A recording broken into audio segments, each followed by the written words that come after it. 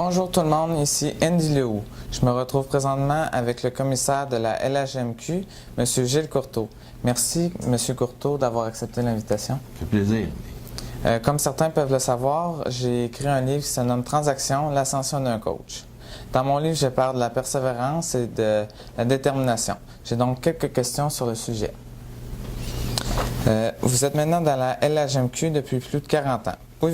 Pouvez-vous nous raconter votre histoire? Comment vous êtes arrivé dans cette ligue?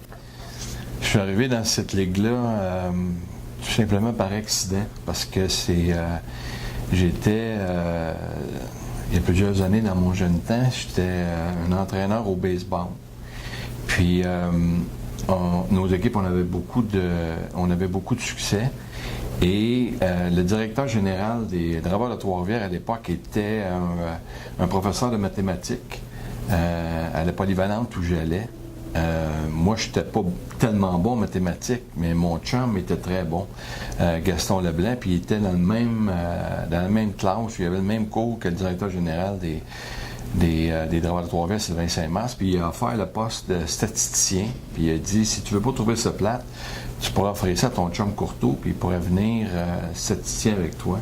C'est comme ça que mon aventure a commencé en 1975 avec les Draveurs de Trois-Rivières, comme statisticien à l'époque avec Michel Bergeron, puis je suis dans cette ligue-là depuis ce temps-là. Cool. Quelle a été la plus grande difficulté dans votre chemin? La plus grande difficulté dans mon chemin?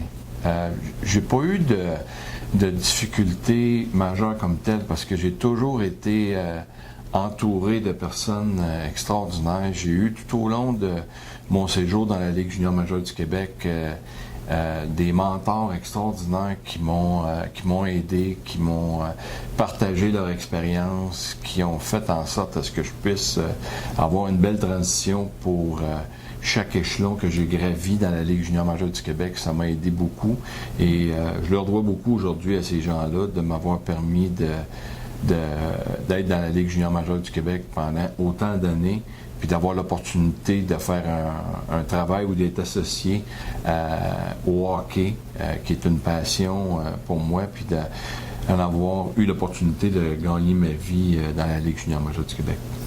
C'est pareil pour moi dans mon projet. J'ai beaucoup de monde qui m'entoure, puis sans eux, j'arriverais pas à où que je suis aujourd'hui.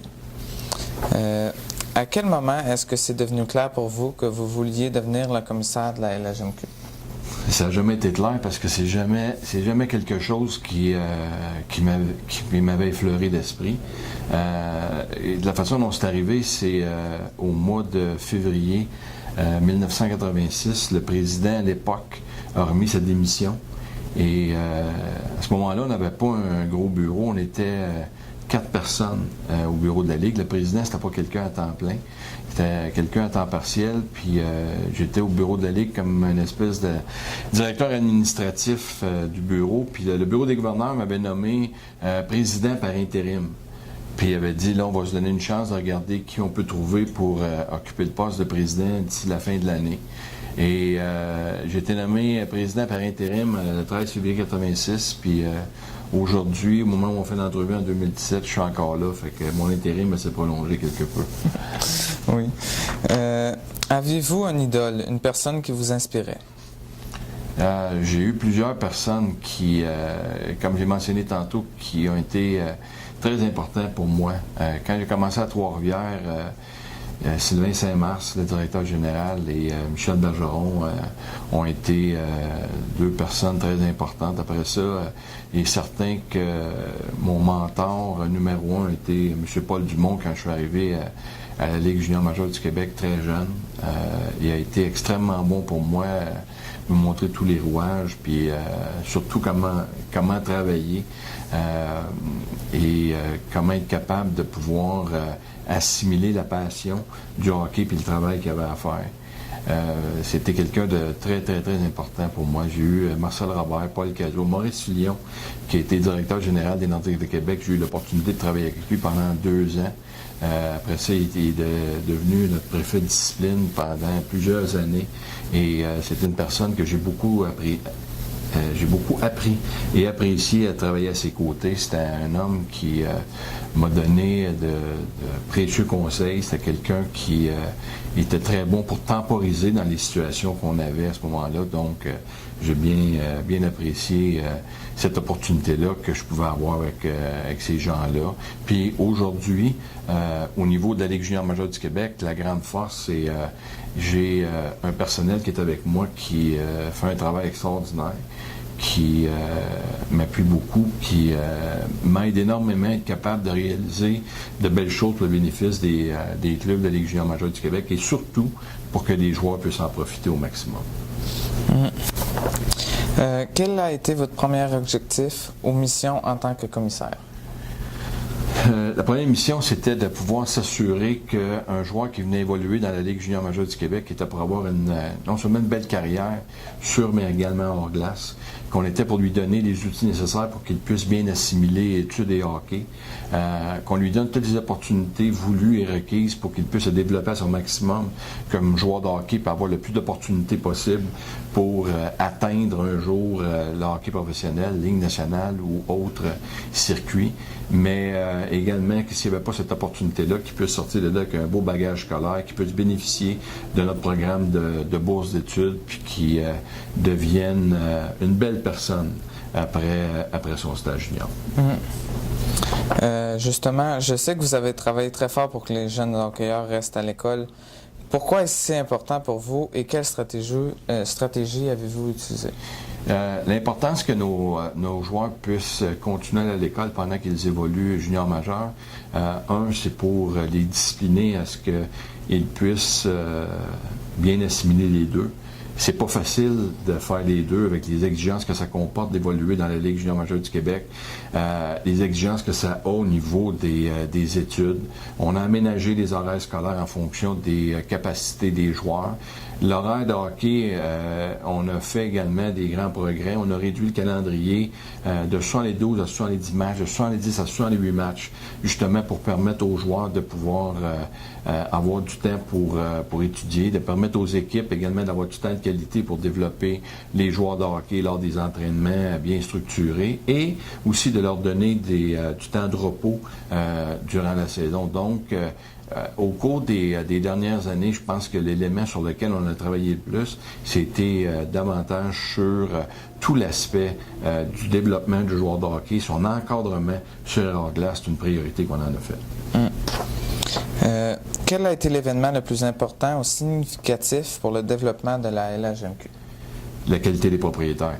Il n'y a aucun doute que ce qui a été le plus gros changement des 15 ou 20 dernières années dans la Ligue junior majeure du Québec, c'est la qualité des propriétaires qui ont joint les rangs de la Ligue.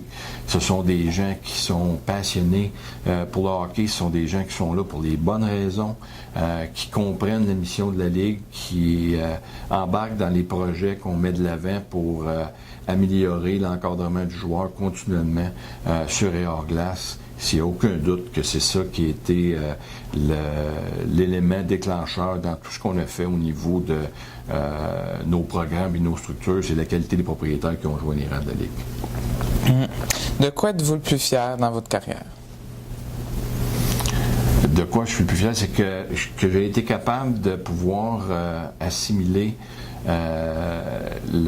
l'aspect famille et hockey. C'est un travail qui est extrêmement exigeant. On donne beaucoup de temps. On passe pas beaucoup de temps avec notre famille, nos femmes et enfants. J'ai une épouse extraordinaire qui a fait beaucoup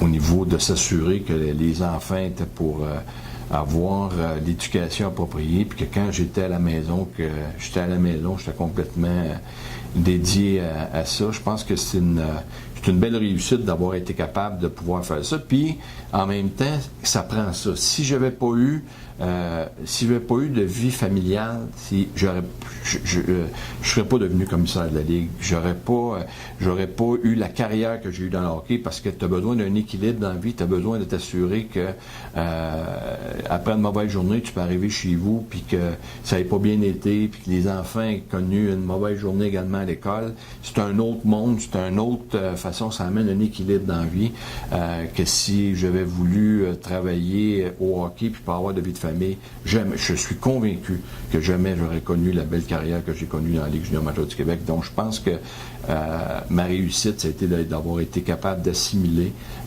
les deux, hockey et famille, et surtout d'avoir une femme et des enfants extraordinaires qui m'ont épaulé tout au long de ces années-là. Depuis 1996, plusieurs équipes de la LHMQ ont remporté la Coupe Memorial. Mais selon vous, quelle a été la victoire la plus inspirante? Quelle équipe était la plus déterminée et courageuse? Je pense que tous les clubs qui ont eu l'opportunité de remporter la Coupe Memorial, c'est des équipes qui travaillent très fort parce que c'est une longue route à 30 jusqu'à la Coupe Memorial. À la Coupe Memorial, c'est un long chemin également pour tous les matchs que tu as à jouer, de t'assurer que tu vas remporter la Coupe. Mais je pense qu'il n'y a aucun doute que la victoire la plus glorifiante pour la Ligue junior majeure du Québec, c'était la Coupe Memorial de 96 avec les Prédateurs de Granby. Plusieurs se sont plus à dire que depuis 1971, c'était la dernière fois que la Ligue junior majeure du Québec avait remporté la Coupe Memorial avec une équipe québécoise, effectivement. On avait remporté la Coupe Memorial en 81 et 82, 2 années consécutives avec les Royals de Cornwall quand ils faisaient partie de la Ligue junior majeure du Québec. Mais je pense que le fait d'avoir ramené la Coupe Memorial en 96, par la suite, on l'a remporté en 97, après ça en 2000. Puis là, on était sur une série de victoires 2000, 2006. 3 Coupes Memorial consécutives, c'était deuxième fois dans la Ligue canadienne que ça arrivait à ce moment-là, qu'il y avait une Ligue qui remportait 3 Coupes Memorial consécutives. Donc, celle de 96 a été celle qui a ramené les lettres de noblesse à la Ligue junior majeure du Québec, puis qui a donné un élan à nos équipes pour se bâtir des bons clubs, puis d'avoir une opportunité de remporter la Coupe Memorial. Je n'étais évidemment pas présent lors de la victoire, mais j'ai regardé plusieurs clips puis plusieurs vidéos, puis ça avait l'air très inspirant, puis tout le monde avait l'air impressionné par la victoire. Effectivement, c'était un moment très émotif. Cette année-là, quand la Coupe Memorial avait été gagnée en 96, c'est un beau souvenir au niveau de la Ligue. Quel a été le joueur le plus inspirant qui a passé par la LHMQ selon vous et pourquoi? Il y a eu plusieurs grands joueurs qui ont passé dans la Ligue junior majeure du Québec, qui ont connu des belles carrières dans la Ligue junior majeure du Québec, qui ont connu des belles carrières au niveau professionnel. On a la même chose ici au niveau de nos joueurs qui ont bien réussi dans la vie après avoir fait un beau stage de hockey junior. Mais je pense à un gars comme Jean-Luc Faneuf qui a joué au hockey au milieu des années 70, où est-ce qu'à ce moment-là, le hockey n'était pas le hockey, mais les études n'étaient pas la priorité dans la Ligue junior majeure du Québec, puis il est médecin aujourd'hui. Ça, c'est un élément que j'utilise beaucoup parce que Jean-Luc a été un élément d'inspiration pour des joueurs qui étaient capables de pouvoir assimiler l'étude des hockey. C'est un joueur qu'on a utilisé beaucoup pour démontrer qu'on était capable de pouvoir bien assimiler l'étude des hockey. C'est facile aujourd'hui de parler de Guy Lafleur qui a une belle carrière, puis Mario Lemieux, puis Pat Lafontaine, Sidney Crosby, Brad Richards et compagnie. Mais quand tu arrives avec un joueur comme Jean-Luc Faneuf, qui au milieu des années 70, après son stage junior, a poursuivi ses études et est devenu médecin par la suite, c'est une très belle réussite dans la Ligue junior majeure du Québec. À partir d'aujourd'hui, quel est votre objectif principal pour la Ligue? L'objectif principal pour la Ligue, c'est 2 niveaux. Premièrement, de se retrouver avec, s'assurer qu'on va maintenir l'emplacement de nos franchises aux endroits où ils sont. Qu'on continue à avoir une ligue solide, bien implantée en région. Et qu'on puisse également toujours voir la possibilité de continuer à améliorer l'encadrement du joueur. Et troisièmement, de pouvoir travailler, aller chercher la jeune clientèle comme toi, pour les amener dans nos amphithéâtres. Aujourd'hui, les jeunes, c'est beaucoup à l'ère électronique. C'est pas des gens qui sont habitués d'aller s'asseoir puis de regarder un match pendant 2h30 de temps. Faut qu'on amène ces jeunes-là dans nos amphithéâtres. Faut qu'on utilise tout l'impact que l'on a avec l'aspect des médias sociaux. Faut qu'on aille chercher cette clientèle-là dans la Ligue junior majeure du Québec pour créer un intérêt pour les 20 prochaines années à venir, parce que c'est eux autres qui vont faire en sorte à ce que la Ligue junior majeure du Québec va demeurer solide puis maintenir son intérêt envers les amateurs. Avec votre expérience, quel serait le message que vous partageriez aux jeunes qui veulent réaliser leurs rêves à leur tour? Je pense que c'est la persévérance, la ténacité, puis d'être entouré de bonnes personnes. C'est un élément important. Tu ne peux pas réaliser de beaux projets seul. Tu peux avoir des belles idées, tu peux avoir des belles initiatives, des beaux projets, mais ça te prend un bon entourage, des personnes de qualité, des personnes qui ont la passion, qui vont croire aux idées, puis qui vont aller de l'avant avec ces projets-là. Merci beaucoup pour l'entrevue, Ça me fait plaisir. M. Courteau. Bonne chance. Oui, si vous voulez voir d'autres entrevues, vous pouvez toujours aller sur Facebook à commercial livre transaction ou simplement aller faire un don ou acheter mon livre sur mon site web à andyleauauteur.com. Merci, puis on se revoit pour une prochaine entrevue.